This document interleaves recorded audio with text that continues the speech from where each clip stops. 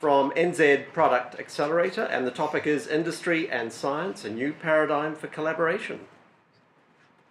Well, thank you very much, and delighted to be here today. And I might add, I was at morning tea, I was very encouraged to see that we've got students here from high school. And I wish when I was going through high school, I had the opportunity to attend such a conference as this. So my talk today, and just before I start, I think I was an invisible scientist for about 30 years. Just make sure that's... I was an invisible scientist for 30 years, and when I stepped out of corporate life about 10 years ago, I've probably come back into the visible spectrum a little bit now, and you'll see why later. So what are we talking about here? It's really to give you an idea about one particular model of collaboration, and just preface this when I start is that 10 years ago, when I opted out of corporate life and pursued some other things, I became involved with the University of Auckland and some projects around funding. And I think we've come a long way in terms of collaboration with industry and science. It's you know, with National Science Challenges, Callaghan Innovation, it's got a lot better, but I still think we've got a long way to go, and I'll touch on that.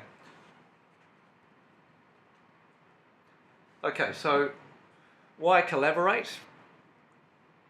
And I'm just going to give an overview of the Product Accelerator, some key lessons from some global best practices around collaboration. There's a lot of stuff out there. The Danes particularly are good at it. For example, Denmark has a branding position. Denmark, the place for a country of solutions, which I think is kind of cool.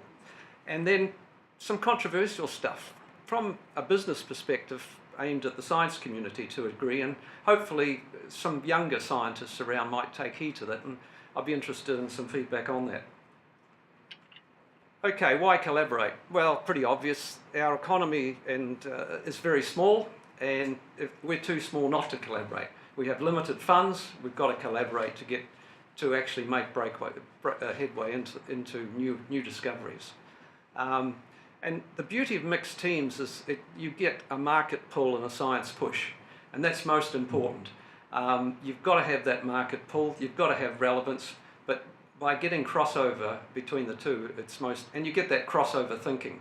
And it's important to have that, and you see people, you know, you put people in a room from multidisciplines, and they'll particularly, you know, more so industry people who cross over. And it was interesting yesterday, I had the fortune of hearing Kevin Roberts talk. Now, Kevin Roberts, former worldwide CEO of Saatchi, and he spoke at a function, and he said that New Zealand's education system, was comparing it to England and the UK, we're much broader. And I found that when I worked in the UK in business. We cover, because we're a bunch of generalists to a degree, we have a big advantage in this crossover thinking. So that's a big plus for New Zealand. And I think the other thing we've found in the Product Accelerator easy, that obviously the New Zealand funding model is mate against mate, university against university to some degree. So collaboration is difficult, and you've got to push through barriers and knock heads together at times. But if you go out to industry and you say, look, I'm not from the University of Auckland, but I'm representing a group of scientists, and we're going to find the best people to actually solve your problem, you get much easier uptake. So the latest OECD report was out last week, and it's available online, and I'll just point out the two black lines there that are the most important, where we sit in terms of government, R&D, and secondly, the bottom one is industry financed R&D. And you can see we're not doing particularly well, but we're mid-range in most of each. But I think the value of this report, and I'd recommend you go and read it, is the next bit. And this is extracted straight from that report. And obviously the key points are highlighted there: a low level of collaboration between firms and higher education, between higher education and research institutes, and then support for successful collaboration between research institutes and industry should be maintained or increased. Well, I think they're wrong. It needs to be increased. There's no doubt about in my mind that we can achieve excellent results by doing that. Now, just to touch on the group that I help out, and we call ourselves the Product Accelerator. We were funded 3 years ago by MIMBY, 12.6 million for 6 years, not a lot of money. But the genesis of our Product Accelerator was the Materials Accelerator. And this was breaking some new ground in terms of collaboration, very much a true partnership between a collaboration of universities and CRIs. And interesting enough, when the cabinet paper went to the government, Stephen Joyce, for the formation of Callaghan Innovation, they referenced the Materials Accelerator as the new model of collaboration they'd like to see. So we were very confident that the Materials Accelerator was a 4-year program, so we were very confident that we might get funded, but we didn't sit on our laurels. But what we did is we tweaked a few things, and one of which was bringing in industrial design. So in our partnership, one of our key partners is the Victoria University School of Design. And one of the things that industry kept saying to us for good product innovation and development, don't forget about the design. The design is the most important aspect. And I'll give you some examples how that's worked. And so that's been very important. And the other thing we did, we pulled together all the additive manufacturing, 3D printing capability in New Zealand academia. And industry is grappling with that at the moment, but I've got one example in particular which is real cool of how we're actually using it to help New Zealand industry. So pulling that together was the couple of tweaks we made, and it helped much. The whole model is driven based on, we have a small team and a project management. And one of the things, your point, Graham, about private institutes, you know, the problem with universities, lecturers are trying to teach, they try and do commercialisation. So we've got a project, so if we enter into a contract with a company, we appoint a project manager. And so the project manager manages the interface, and that smooths the process of actually communicating with the company. Because if you enter into a project with a company, they want results, and fast. So that's the important other thing. The other thing that's been very, very interesting, and I suggest you all go and check it out, is one of the things, you know, in New Zealand, each university, CRIs have invested in a lot of equipment, testing equipment, you name it. And we thought it was important that we pull that together because we felt it was an untapped resource. And so we formed what we call the National Testing Register. If you go to the Product Accelerator website, you can download that.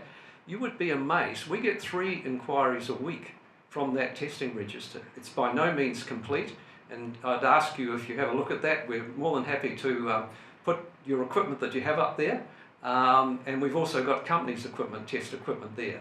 So 3 inquiries a week, and the first question, obviously, can you test this? Well, that's really not the first question, because they're asking that question because A, they've got a problem, something's wrong with it, so you get behind it. It's been phenomenally successful.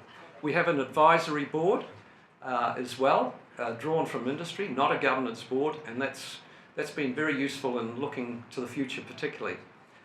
We have 2 roles.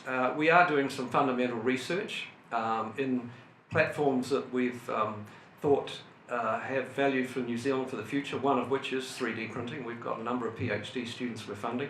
So we're at both ends of the spectrum actually with how we're using our money, and I'll show you a graph on that now. So we're basically positioned between commercial projects from industry and at the other end of the scale, some fundamental research. Our guiding principles are absolutely 100% alignment with the lead company and one national team, try and presenting that.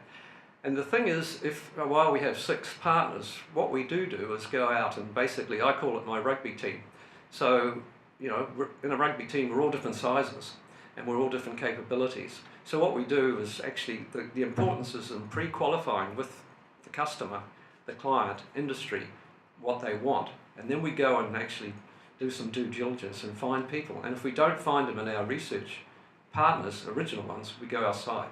And so we've got projects at the moment running with Otago, running with Canterbury, and also connecting them up with companies. If a company comes to us and says, look, I need help with this, we say, well, look, there's a company around there. We don't even get involved. So actually joining the dots and linking up is very important, because our key performance indicator is not how much funding we bring in, but it's actually what we can do to show that we're demonstrating value to New Zealand companies.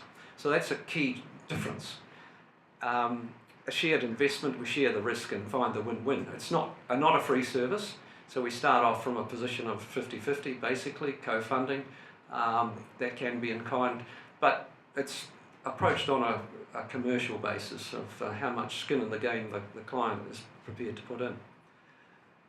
And we're dealing with startups right through to large corporate companies, and so we've got a flexible model to be able to do that.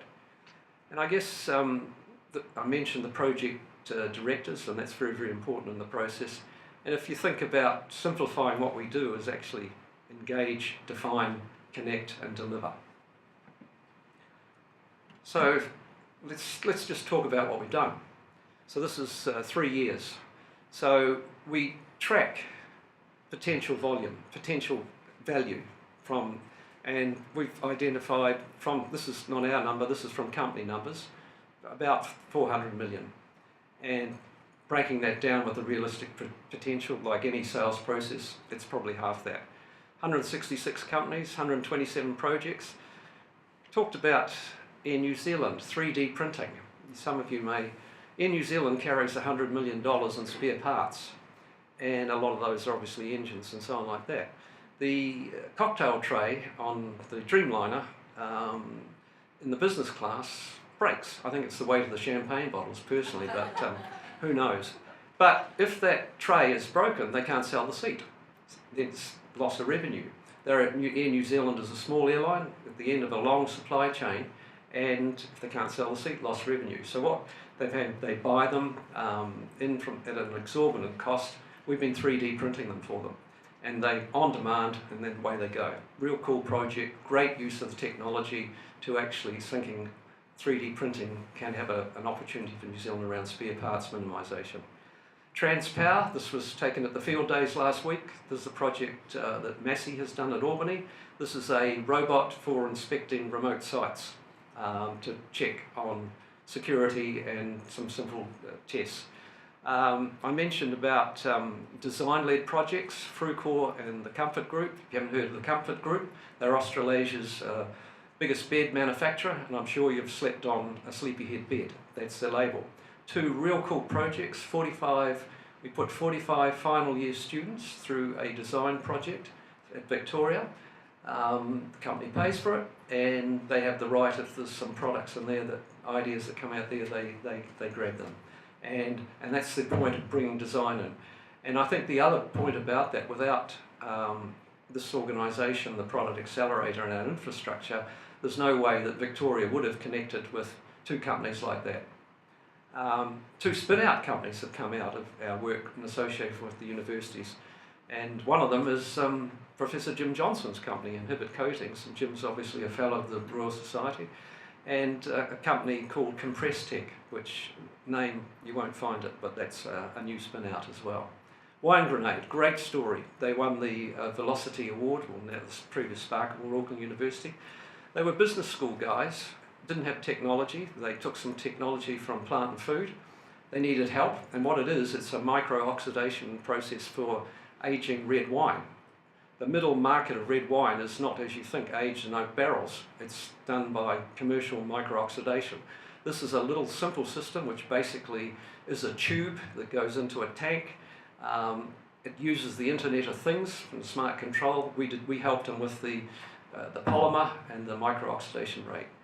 Done a lot of work with Gallagher's, the electric fencing company, 4 new novel products. And then talking about the board, I mentioned the role of our board, challenged us to think about tomorrow's economy, we've called it. Some really out there commercial-driven projects that could actually offer what we call sticky industries for New Zealand. One of which Scion are leading is called Plantabot. And this is actually using a range of companies who already exist. Those, I don't know who, anybody go to the agricultural field days? Okay, you should, it's a must visit. All scientists should go there. A robot for picking kiwi fruit. So the company there called Robotics Plus. So what we're looking at is actually tomorrow's economy, really out there in the distance, but a device for actually planting trees on very difficult terrain. New Zealand, we heard about New Zealand's lagging behind in our carbon reduction. Well, we certainly are. And the other one, and Pamela, you'll be interested in this, literally we found 3 men in a shed. Divers who built an unbelievable underwater robot. We were in the Coromandel with them about 3 weeks ago, looking at the mussel farms, and then they've been down in Big Glory Bay before the scare down there, looking at salmon nets. Interesting enough, they have developed a camera which they have just sold one to MIT in the US. Unbelievable little company. So this is what we're finding, and part of the company, if you want to have a look at it, the company's called Boxfish Research, and we're actually talking to MPI at the moment, Pamela, about a little project utilising that.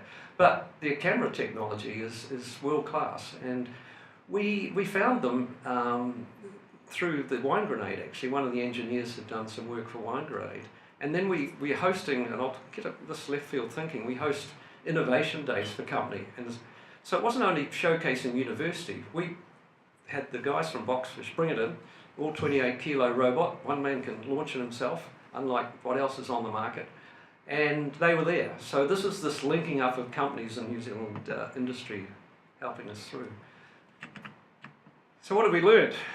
As I said, collaboration is difficult. Don't assume it's occurring. Because of our funding model, it's difficult. If we're going to get industry on board, you've got to go right to the CEO.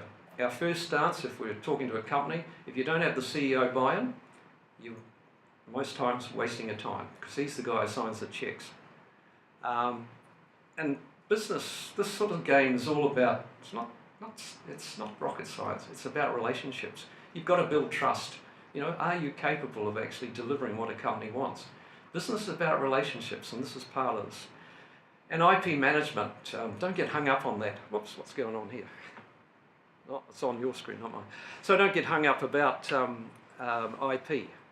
And obviously I mentioned project teams, continued alignment, and the industry advisory board. Okay. This is sort of global best practice, and I've touched on some of them, but university CRI leadership is vital in this if we're going to actually enhance collaboration and long-term strategic partnerships. Interesting, I mentioned the projects with Frucor and the Comfort Group. They've done 4. They've come back after starting, and they're so pleased with what they've got, they've come back for more. There's a couple of products that they've taken from those ideas that are in the stream of actually coming out and becoming part of their group, their company. And so a shared vision, you know, and develop a strategy for going forward, what you might do.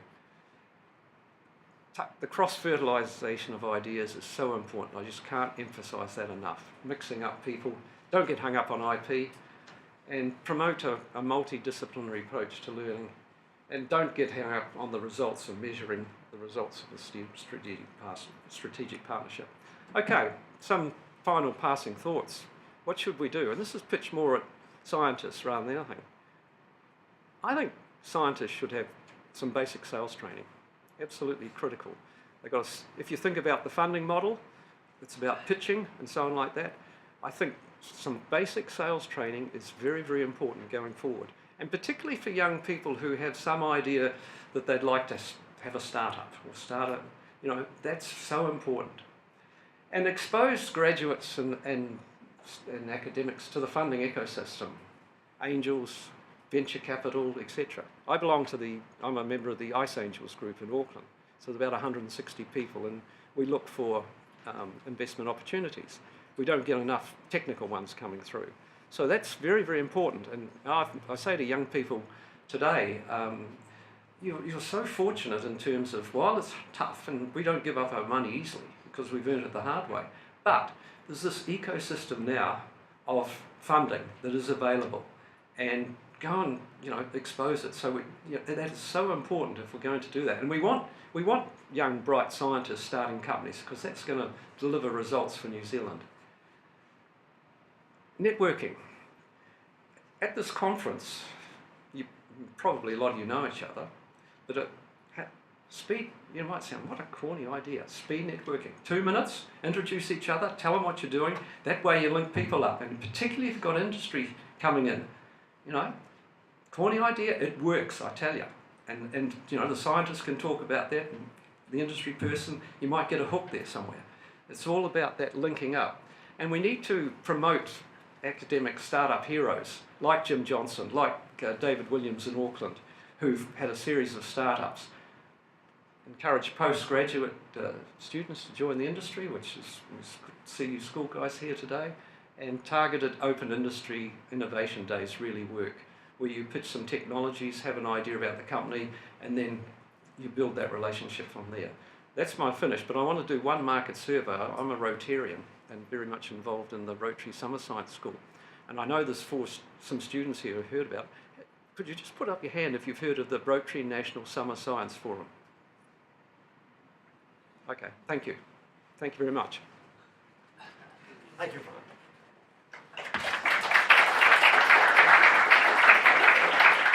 We're bang on time, so I'm just wondering if we should press on.